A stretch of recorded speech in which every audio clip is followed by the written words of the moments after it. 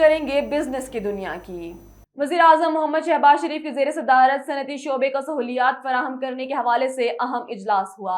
اجلاس سے خطاب کرتے ہوئے وزیر اعظم شہباز شریف نے کہا کہ صنعتی ترقی اور برآمدات بڑھانے کے لیے صنعتوں کو کم لاگت پر بجلی اور گیس کی فراہمی یقینی بنائیں گے۔ صنعتی شعبے کو درپیش مسائل کا ترجیحی بنیادوں پر حل تلاش کیا جائے۔ وزیر اعظم نے صنعتی شعبے کے لیے ٹیرف ریشنلائزیشن کے حوالے سے حکمت عملی فی الفور تیار کرنے کی ہدایت کی۔ صنعتوں کو سہولیات فراہم کرنا حکومت کی ترجیح ہے۔ نان پائلٹ کی سمیں بند کرنے کے معاملے پر اہم بیشترف سامنے آئی ہے۔ موبائل فون سمیں بند کرنے کے لیے ورکنگ گروپ تشکیل دے دیا گیا۔ تفصیلات کے مطابق FPR ورکنگ گروپ میں PTA اور ٹیلی کام کمپنیوں کے نمائندگان شامل ہیں۔ FPR کے اور PTI کے 2، یوفون کے 4، ٹیلینور 3 اور جیز کے 4 ماہرین ورکنگ گروپ کا حصہ ہوں گے۔ FPR کی جانب سے جاری نوٹیفیکیشن کے مطابق جوائنٹ ورکنگ گروپ اہم انکم ٹیکس جنرل آرڈر پر عمل امداد کی نگرانی کرے گا۔ انکم ٹیکس کے سیکشن 114B کے تحت نان فائلز کے خلاف کارروائی کی جائے گی۔